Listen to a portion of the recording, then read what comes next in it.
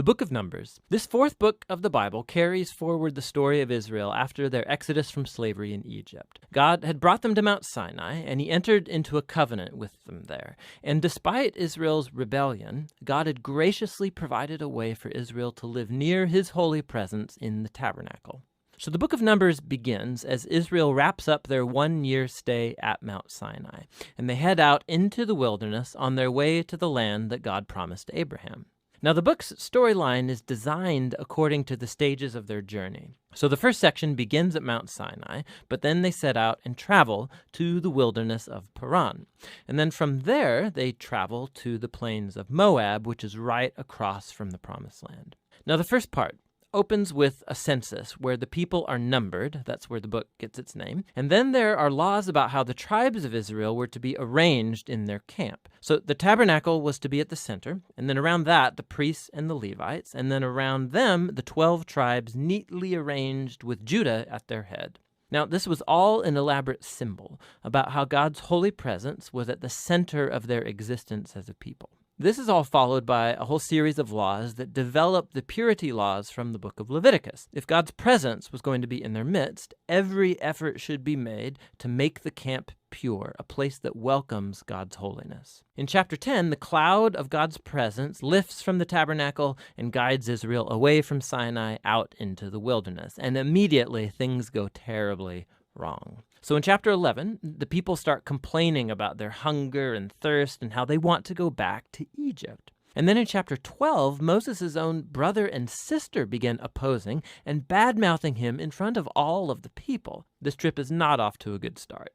The next section begins as the Israelites arrive in the desert of Paran, about halfway to the Promised Land. And God tells Moses to send out the 12 spies, one for each tribe, so they can scout out the Promised Land. So when the spies all return, 10 of them say that there is no chance Israel can survive there because the Canaanites will destroy them. But there are 2 spies, Caleb and Joshua, who say that God can save them. But the 10 whip up the people into a fearful rage, and they start planning a mutiny. They're going to appoint a new leader and head back to Egypt. So God is understandably angry, and Moses intercedes on the people's behalf. He calls God to be faithful to his promises to Abraham. And so God does, but not at the expense of his justice. He gives these Israelites what they want, to not enter the land. And God sentences this generation to wander in the wilderness for 40 years until they die. Only their children will get to enter the Promised Land.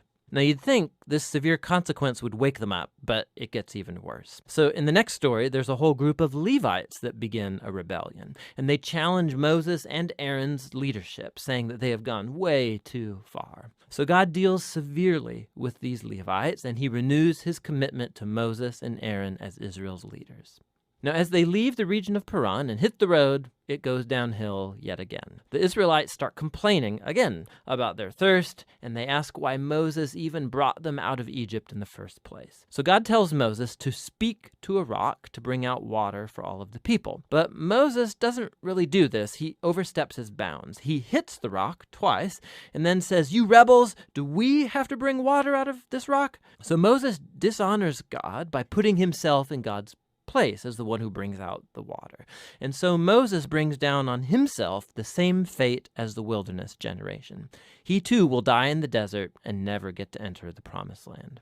After this, the Israelites rebel yet again, and God brings a very strange judgment on them, venomous snakes to come and bite the people. And so Moses again intercedes on behalf of the people. And God tells Moses to do this, to make a bronze snake and to lift it up on a pole, so that whoever looks at this snake would be healed of the poisonous snake bite. It's a very strange symbol, but it speaks to the challenge that God has by being faithful to his covenant. He's right to bring justice on the Israelites' evil and sin. But even God's justice gets transformed into a source of life for those who will look to God for healing. From here, the people head into the plains of Moab, and the first main part of the section focuses on the strange figure of Balaam. So the king of Moab is freaked out at this huge group of people traveling through his territory. So he hires a pagan sorcerer, Balaam, to pronounce curses on Israel.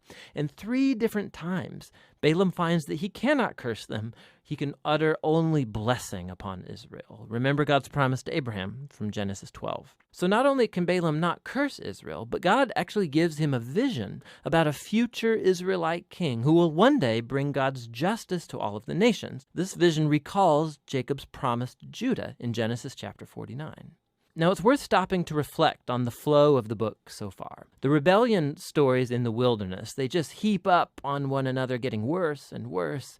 And while God does bring partial acts of judgment on Israel, he's also kept showing mercy, providing food and water along the way. And so the Balaam story, it shows God's grace in bright colors. Because here's Israel. They're down in the camp, grumbling and rebelling. But up in the hills, unbeknownst to them, God is protecting and even blessing them.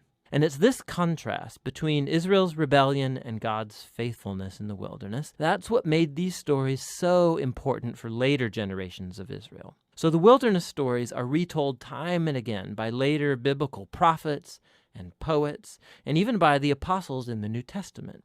And these stories always serve as a warning that while God will remain faithful to his covenant promises, he will also allow his people to walk away in rebellion and face the consequences. After this, the rest of the book focuses on the children of the wilderness generation, and they begin preparing to inherit the promised land. They take another census of the new generation, then they go on and win a number of battles with the people groups around them, and then a few tribes even begin to settle in the promised land. So the book ends with the new generation poised to enter into the land, and Moses is about to deliver his final words of wisdom and warning. But for now, that's what the book of Numbers is all about.